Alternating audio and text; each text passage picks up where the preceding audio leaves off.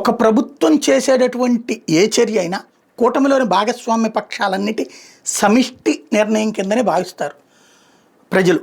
అలా కాదు అనుకున్నప్పుడు తమ అభిప్రాయాన్ని ఓపెన్గా ఎక్స్ప్రెస్ చేయాలి, లేదా కూటమిలో కూర్చుని చెప్పాలి ఆ విషయాన్ని. ఇది లేకపోతే రేపొద్దున సమాధానం ప్రజలకు చెప్పుకోవాల్సిన బాధ్యత కూటమి భాగస్వామ్య పక్షాలకు పడుతుంది. ఎందుకు ఈ మాట చెప్తున్నానంటే, ఇప్పుడు అమరావతి భూములకు సంబంధించి గత 5 సంవత్సరాలలో జనసేన భారతీయ జనతా పార్టీ వెర్షన్ వేరు.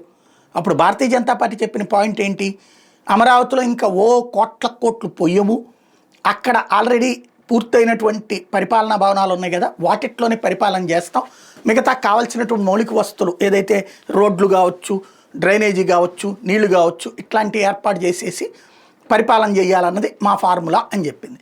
జనసేన భూముల్ని గ్రీన్ క్యారిడార్ కింద ఉండాలి, ఇప్పుడు అండర్ కన్స్ట్రక్షన్లో ఉన్నాయి పూర్తి చేయటం, అట్లాగే అక్కడ మిగిలి ఉన్నటువంటి భూముల్ని అమ్మటం, తద్వారా వచ్చే దాంతో ఇది మేనేజ్ చేయటం, ఇదే మా ఎజెండా, పరిపాలన అక్కడి నుంచి జరగాలి అన్నదే మా విధానం అని చెప్పింది. పవన్ కళ్యాణ్ స్వయంగా చెప్పినటువంటిది. ఇప్పుడు విపరీతమైనటువంటి అప్పులు తీసుకుంటున్నారు, దాని మీదన మళ్ళీ ఇంకొక 45,000 ఎకరాలు తీసుకుంటున్నారు. ఇది జనసేన బీజేపీకి కూడా యాక్సెప్టబుల్లేనా?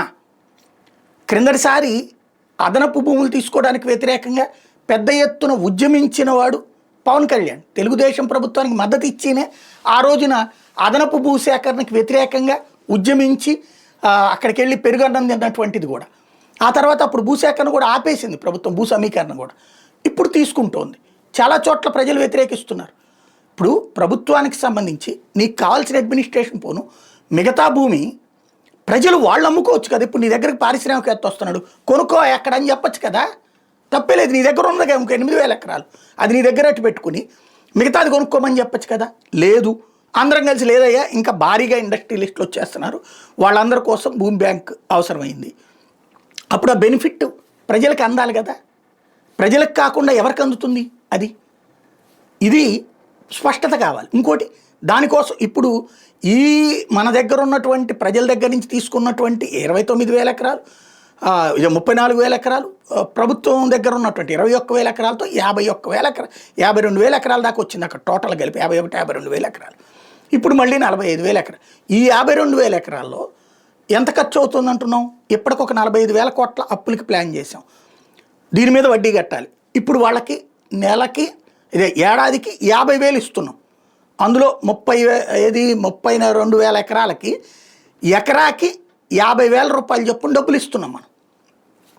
ఎకరాకి 50,000 రూపాయలు చొప్పున 32,000 ఎకరాలు ఇంటూ 50,000 రూపాయలు, అదొక అమౌంట్ ఖర్చు ప్రతి ఏడాది అవ్వాల్సిందే. ఇది ఒక ఖర్చు.